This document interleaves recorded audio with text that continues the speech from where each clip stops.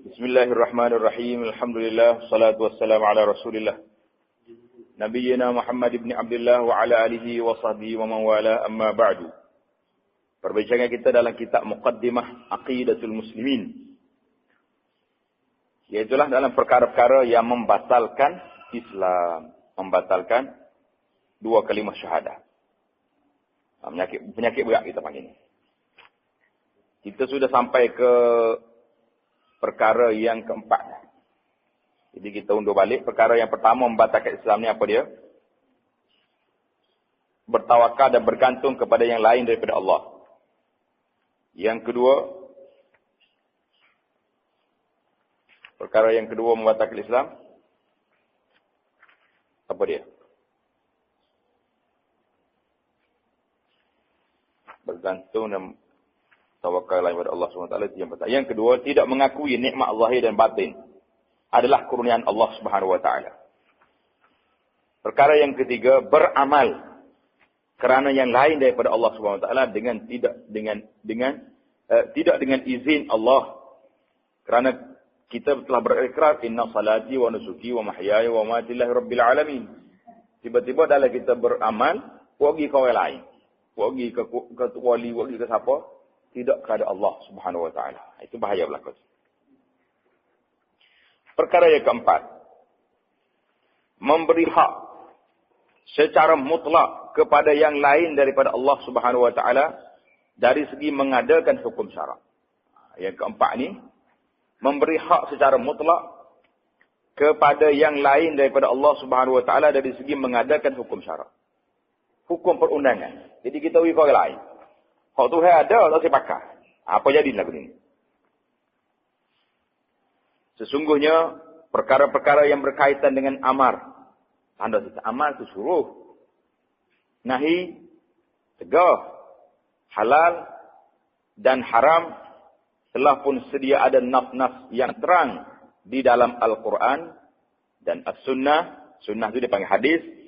Dan ijma'. Ijma' itu muwafaqah ulama' muslimin. Zaman dulu, mewajibkan kita percaya dan berpandukan dengan hukum-hukum dan undang-undang Allah Subhanahu wa taala. Dan juga membatalkan segala yang lain. Jadi dalam Quran, dalam hadis, ijma' ulama' semua yang mengatakan kita wajib buat hukuman ini berpandu kepada hukuman Allah. Jadi kalau orang itu tak tolak hak Tuhan, dia ambil hak orang putih ni belah mana jadi? Ini perbincangan kita. Di antara hujah-hujah ulama yang mengatakan ijma' tadi ialah yang pertama. Allah Subhanahu wa taala mewajibkan kita mengikut syariat Islam dan melarang kita mengikut yang lain dari syariat Allah Subhanahu wa taala sebarang undang-undang dan hukum-hukum yang terkeluar dari syariat Allah Subhanahu wa taala sama ada dari segi prinsip umum ataupun ruh perundangan Islam adalah haram bagi umat Islam.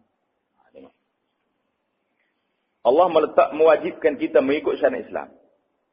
Wajib kena ikut. Sebarang undang-undang dan hukum-hukum yang terkeluar dari syariat Allah Subhanahu wa taala sama ada dari segi prinsip umum, maknanya asas umumnya keluar, ataupun ruh perundangan Islam adalah haram bagi umat Islam. Jadi lagu mana kalau kita gitu ambil orang putih tinggal Islam. Itu berat perbuatan. Firman Allah Subhanahu wa taala, "Afa hukmal jahiliyati yabghun wa man ahsanu minallahi hukman liqaumin yuqinun." Surah Al-Maidah ayat 50. Maksudnya apakah mereka mahu hukuman jahiliyah? Jadi Tuhan tanya, "Muna hukuman jahiliyah?" Tak saya pakai hak aku turun daripada langit berdasarkan kepada wahyu dengan ilmu Allah Subhanahu wa taala yang Maha Adil ini. Padahal siapakah yang hukumannya lebih baik daripada Allah bagi orang-orang yang yakin? Siapa dia lebih baik? Orang putih. Jepun. Tak Jepun cari jalan. Jepun baik apa? Susah hati tunjuk bangunan. Itulah hak baik. Dalam Islam ni tak ada. Dia kata 5 asas perkara mesti kita kena jaga. Nyawa, akal, keturunan, harta. Itu benda yang kita kena jaga. Jadi, dia panggil ad-daruriyatul khamsah. Jadi, antara benda yang kita kena jaga, Agama asas sekali kena jaga. Lepas tu nyawa. Jadi nyawa ni bukan hak kita. Tu harus pinjam kita. Apa kita buat tubik dia tu? Itu bahaya. Firman Allah Subhanahu wa taala lagi, "Tsumma ja'alnaka 'ala syari'atin minal amri fattabi'ha wa la tattabi' ahwa'al ladzina la ya'lamun." Maksudnya kemudian kami jadikanmu di atas satu syariat. Satu syariat itu makna apa? Satu peraturan tentang urusan agama itu. Tu jadi saya tahu urusan agama. Maka ikutilah syariat itu dan janganlah kamu ikuti hawa nafsu orang-orang yang tidak mengetahui. Jangan diikut hawa nafsu buat tahu itu. Dia pandai, bijak, buat kabar terbaik boleh, tapi dia tidak reti dari segi nak jaga manusia. Sebab dia manusia juga. Dia reti jaga manusia ni siapa? Tuhan manusia. Rabbul Alamin. Itu dalil yang kedua. Allah Subhanahu wa taala tidak mengharuskan kepada orang mukmin redha kepada yang lain daripada hukumnya. Tak redha. Kita yang punya berlaku hari ini kita tidak redha. Tapi nak lawan tak mampu. Kalau lawan kena masalah pula kita. Atau berhukumkan kepada yang lain daripada apa yang diwahyukan oleh Allah Subhanahu wa taala. Dan memerintah supaya mengkufurkan hukum yang lain. Jadi kita tak boleh terima. Kalau ada juga pun kita tidak redha. Kena ikutlah. Redha tidak. Sesungguhnya menganggap kerelaan kepada yang lain daripada hukumnya adalah sesat. Dan adalah menurut jejak langkah syaitan. Siapa dia turut hak lain pada Tuhan? Orang itu ikut siapa? Ikut syaitan. Ikut syaitan. Nak tahu kita ni turut siapa? Siapa dia bos kita? Kalau hak Tuhan ambil hak orang itu. Yalah tu. Siapa dia bos? Syaitan lah bos. Nak tahu aku ni siapa dia? Bos aku. Mudah ya? Turut hak ni, bos kita syaitan. Habis itu. Tak payah dulu kita cakap banyak. Firman Allah Subhanahu wa taala, "Alam tara ila alladhina yaz'umuna annahum amanu bima unzila ilayka wa ma unzila min qablik. Yuriduna an yatahakamu ila at-taghut. وَقَدْ أُمِرُوا أَنْ يَكْفُرُوا بِهِ وَيُرِيدُ الشَّيْطَانُ أَنْ يُضِلَّهُمْ ضَلَالًا بَعِيدًا. Surah An-Nisa ayat 60. Maksudnya tidakkah kamu perhatikan orang-orang yang mengaku dirinya telah beriman kepada ajaran yang diturunkan kepada kamu. Kamu tengok. Orang-orang yang mengaku dia ni beriman dengan Quran. Dan apa yang diturunkan sebelum kamu. Dia mengaku dia beriman dengan Taurat, dengan Injil. Sebab dia Ahlul Kitab contohnya. Mereka hendak berhakimkan kepada Taurat. Mengaku beriman dengan Quran. Tapi waktu buat undang-undang, ambil siapa? Hak Taurat, hak syaitan. Tak ambil hak Tuhan. Padahal mereka diperintah supaya mengingkari Taurat dan syaitan bermaksud menyesatkan mereka dengan penyesatan yang sejauh-jauhnya. Jadi syaitan ni kerja dia dah. Kerja dia dah syaitan. Kalau kita marah ke dia, menyesat kita tak ada kerja dia ni. Kerja dia. Jadi kerja-kitanya lawan dia. Hati. Kerja dia nya sesak orang, kerja kita lawan syaitan. Kena ingat. Kalau dia tak ada kerja, dia tak ada kerja lah kita. Yang ketiga, Allah Subhanahu wa taala tidak mengharuskan kepada orang yang beriman memilih yang lain daripada hukum. Banyak dalil Quran ni. Jelas sangat dah. Firman Allah Taala, "Wa ma kana lil mu'minin wa la mu'minatin idza qada Allahu wa rasuluhu amra idza qada Allahu wa rasuluhu amran an yakuna lahumul khiyaratu min amrihim." Suratul Ahzab ayat 36. Maksudnya, dan tidak patut bagi lelaki yang mukmin dan perempuan yang mukminat apabila Allah dan Rasulnya telah menetapkan suatu ketetapan. Tuhan tetap ada hukumnya halal, hukumnya haram. Ada bagi mereka pilihan yang lain tentang urusan mereka. Dia kata tak sedap ni, kurang seronok ni. Kita pilih hak lain lah. Boleh? Tak boleh. Suratul Ahzab ayat 36. Yang keempat, menurut Islam, pemerintah tidak mempunyai kuasa mutlak. Ia hanya mempunyai kuasa mentadbir dan memikul amanah bagi melaksanakan hukum. Dan umat Islam diperintah supaya taat pada pemerintah yang menurut hukum Allah Subhanahu wa taala dalam perkara yang tidak bercanggah dengan hukum itu. Itu kita kena taat kepada kerajaan yang taat kepada Allah. Kalau kerajaan buat benda yang tak taat, kita kena duduk diam. Tak boleh ikutlah dia. Firman Allah Taala, "Ya ayyuhalladzina amanu athi'u Allah wa athi'ur rasul wa ulil amri minkum. فَإِن تَنَازَعْتُمْ فِي شَيْءٍ فَرُدُّوهُ إِلَى اللَّهِ وَالرَّسُولِ إِن كُنتُمْ تُؤْمِنُونَ بِاللَّهِ وَالْيَوْمِ الْآخِرِ ذَلِكَ خَيْرٌ وَأَحْسَنُ تَأْوِيلًا." Maksudnya, wahai orang-orang yang beriman, taatlah kamu kepada Allah, Rasulnya, dan orang-orang yang memegang kekuasaan di kalangan kamu. Maka jika kamu berselisih pendapat tentang sesuatu, maka kembalilah kepada Allah. Jadi kalau kita selisih, Bapak, balik pada siapa? Pada Allah. Tanya Quran ada ke tidak hukum. Dan Rasulnya, balik kepada sunnah Nabi. Kalau waktu Nabi kita hidup, balik kepada Rasulullah sendiri. Jika kamu benar-benar beriman kepada Allah dan hari kemudian. Tengok tahu syarat. Kalau musmati beriman, tidak sebagaimana mulut mengkata saja, inilah bendanya. Yang demikian itu lebih utama bagimu dan lebih baik akibatnya. Suratul An-Nisa ayat 59. Sabda Rasulullah sallallahu alaihi wasallam, "La ta'ata li makhluqin fi ma'siyatil khaliq." La ta'ata li makhluqin fi ma'siyatil khaliq, rawahu Imam Muslim, Imam Al-Bukhari wa Muslim. Mana hadis ini dua imam sah riwayat.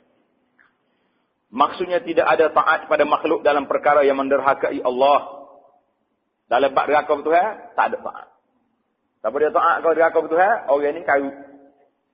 Taat apa ke makhluk? Tak boleh. Dalil yang seterusnya, Allah Subhanahu wa taala memerintah kita berhukum dengan hukumnya. Saya kata nak ambil hukum, bakal aku, jangan bakal orang lain.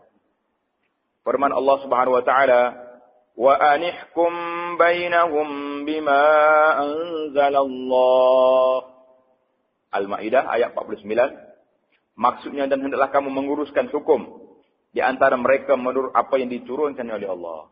Jadi Tuhan perintahkan Nabi, waktu berhukum ni ikut hak Tuhan perintah.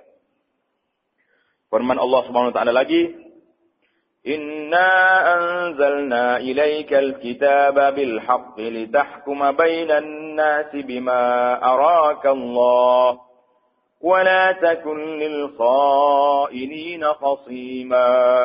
An-Nisa ayat 15. Maksudnya, sungguhnya kami telah menurunkan kitab kepadamu dengan membawa kebenaran. Quran itu sudah kepadamu ya Muhammad, kerja Qurannya bawa kebenaran. Supaya kamu berhukum di kalangan manusia dengan apa yang Allah wahyukan kepada kamu. Dan janganlah kamu menjadi penentang kerana membela orang-orang yang khianat. Jadi Tuhan anggap orang yang lawan hukum dia ni orang pengkhianat. Orang lawan Tuhan. Mudah ya. Nak kenal orang khianat? Siapa dia? Orang tak lawan Tuhan. Khianat. Khianat ni tak nak ambil konsep bagi orang. Konsep hukum Tuhan tu khianat dia anggap. Kita kena faham. Kalau khianat ni maknanya lawan hak Tuhan tu khianat. Dia tak nanti khianat ni kata, setengah orang ni kalau sebut khianat kak, bila dia mari dia kawan? Tak ada, tak pernah dia kata pulah 5 budak sangka dia kata. Kita duk fasik tu khianat. Jadi salah lah tu. Supaya kita faham dalam bab ibadat. Dia orang kata kita kena ibadat sepanjang masa, dia kata maya tak mudah dia. Tak aja tinggal semaya. Tapi dalam bab hukum, tak siapa kawan Tuhan. Nak pakai orang putih. Dia tak jumpa. Tak jumpa cari lawan, nanti dia panggil lagi tu. Baiklah. Perkara yang kelima, penyakit yang kelima yang membatalkan dua kalimah syahadah ni, di antara perkara yang membatalkan syahadah itu ialah taat kepada yang lain daripada Allah Subhanahu wa taala. Taat kepada orang lain. Pasal apa tak pergi buat ibadat ni? Saya takut ketokeh. Itu masalah juga. Atas etikad dia lah. Kalau saya takut zahir itu cerita lain. Makna takut dengan makna yang mendalam.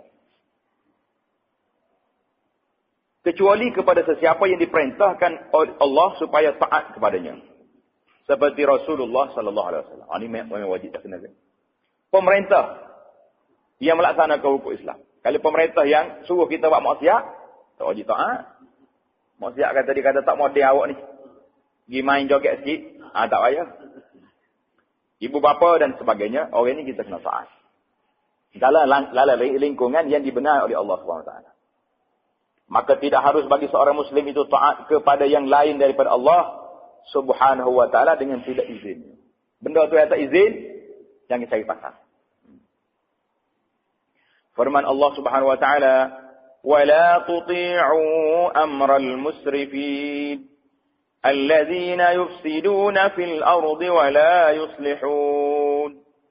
Maksudnya, dan janganlah kamu mentaati perintah orang-orang yang melampaui batas. Batas tu ayat sekarang ni, yang boleh dia pergi langgar lagi. Itu melampaui batas. Yang membuat kerosakan di muka bumi. Sama ada buat kaca, buat rasuah, riba, itu semua rosak ke muka bumi. Saat dia rosak muka bumi ni, ambil bom hancur bumi ni, tidak. Dan tidak mengadakan pembaikan. Surah Asy-Syu'ara ayat 151 dan 152.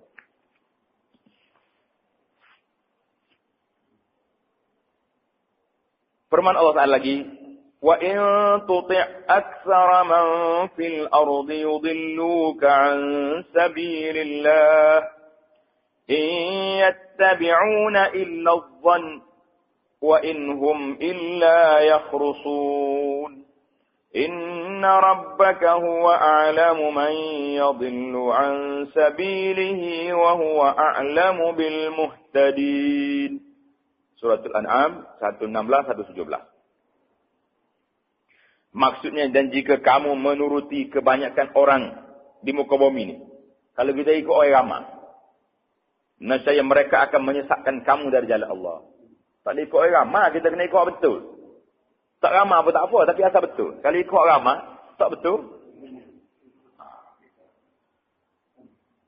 Mereka tidak lain hanyalah mengikuti persangkaan belaka.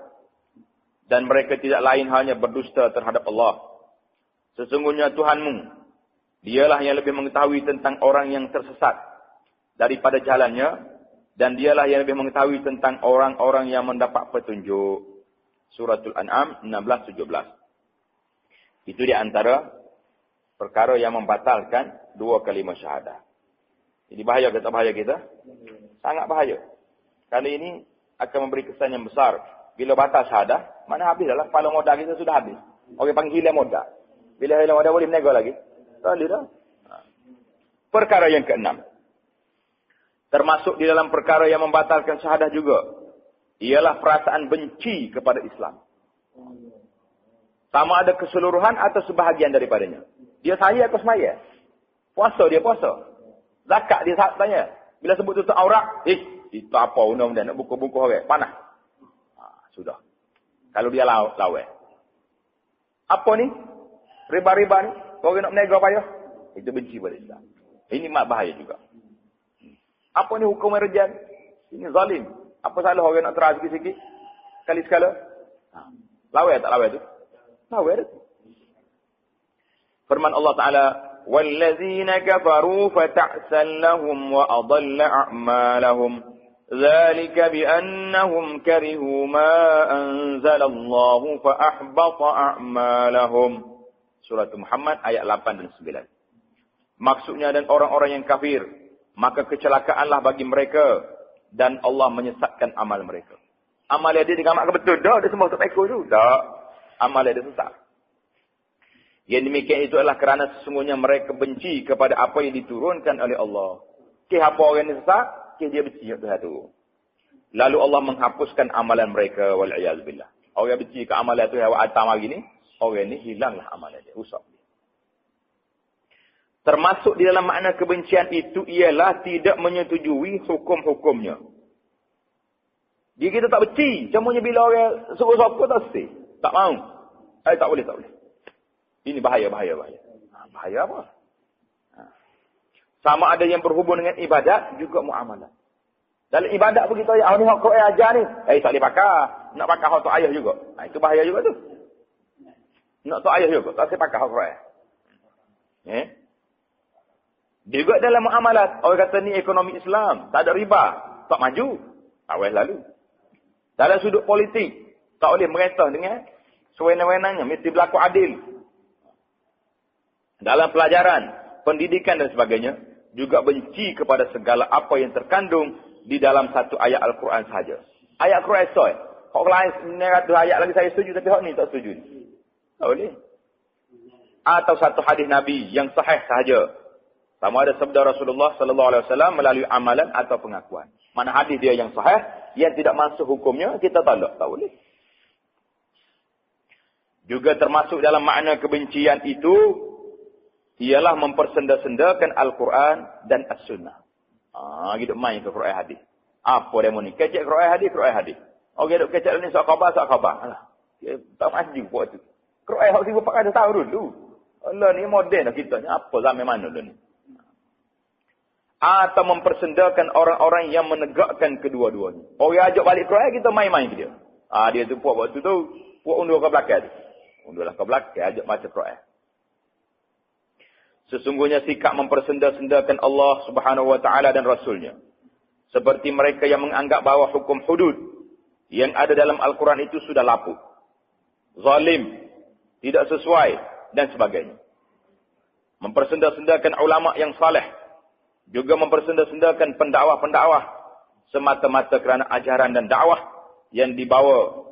Dan juga mempersenda-sendakan orang-orang yang berjihad untuk menegakkan kalimah Allah Subhanahu wa ta'ala adalah juga termasuk di dalam pengertian sebagaimana tersebut di atas, termasuk dalam orang yang benci kepada Islam. Bahaya tu. Kau tak bahaya? Firman Allah Subhanahu wa ta'ala, وَمِنْهُمُ الَّذِينَ يُؤْذُونَ النَّبِيَّ وَيَقُولُونَ هُوَ أُذُنٌ قُلْ أُذُنُ خَيْرٍ لَكُمْ يُؤْمِنُ بِاللَّهِ وَيُؤْمِنُ لِلْمُؤْمِنِينَ وَرَحْمَةٌ لِلَّذِينَ آمَنُوا مِنْكُمْ وَالَّذِينَ يُؤْذُونَ رَسُولَ اللَّهِ لَهُمْ عَذَابٌ أَلِيمٌ. At-Taubah ayat 61. Maksudnya, di antara mereka, yakni orang-orang munafik, ada orang-orang yang menyakiti Nabi sallallahu alaihi wasallam dan mengatakan bahawa Nabi mempercayai semua apa yang didengarnya. Nabi ni dengar belakang bahawa tak tahu mari mana pendengar saya pasti. Katakanlah, ya, Nabi itu mempercayai semua yang baik bagi kamu. Dia bukan dengar satu kali. Dia dengar hak baik. Ia beriman kepada Allah, mempercayai orang-orang mukmin dan menjadi rahmat bagi orang-orang yang beriman di antara kamu. Dan orang-orang yang menyakiti Rasulullah itu bagi mereka azab yang pedih. Surah At-Taubah ayat 61. Firman Allah Ta'ala lagi, Yahzarul munafiquna an tunazzala alaihim suratun tunabbi'uhum bima fi qulubihim. Qul istahzi'u innallaha mukhrijum ma tahzarun. Wala'in sa'altahum layaqulunna innama kunna nakhudu wa nal'ab. Qul abillahi wa ayatihi wa rasulihi kuntum tastahzi'un. La ta'tadiru qad kafartum ba'da imanikum. In na'fu an ta'ifatin minkum nu'azzib ta'ifatan bi'annahum kanu mujrimin. Surah At-Taubah ayat 64-66. Maksudnya orang-orang munafik itu takut kalau diturunkan terhadap mereka satu surah yang menerangkan apa yang tersembunyi dalam hati mereka. Dia tahu sangat. Allah Ta'ala waktu wahyu ke Nabi cerita tentang mereka, tapi dia buat jahat juga. Katakanlah kepada mereka, teruskan ejekanmu terhadap Allah Rasul. Mainlah, nganyi. Tak apa, tu saya waktu ubik kan. Nyanyilah. Sesungguhnya Allah akan melahirkan apa yang kamu takuti itu. Dan jika kamu tanyakan kepada mereka tentang apa yang mereka lakukan itu, tentu mereka akan menjawab, sesungguhnya kami bersenda-senda gurau dan bermain-main saja. Bukan keceh roti tu, Allah, buah kedai kopi ya. Padahal dia nganyi ke Islam. Katakanlah, apakah dengan Allah, ayat-ayatnya, dan Rasulnya, kamu berolok-olok main? Mau nak main dengan Tuhan dan Rasul? Tidak usah kamu minta maaf. Kerana kamu kafir sesudah beriman. Tak usah diminta maaf, kamu kafir dah. Jika kami maaf segolongan daripada kamu kerana bertaubat, maka kami akan mengazabkan golongan yang lain disebabkan mereka adalah orang-orang yang berdosa yang tidak bertaubat. Itu di antara bab perkara kita hari ini kita belajar 3 perkara yang membatalkan syahadat. Jadi hati-hatilah kita daripada perbuatan tersebut. Jadi insya-Allah kita akan masuk ke perbincangan yang ke-7 pula. Insya-Allah taala.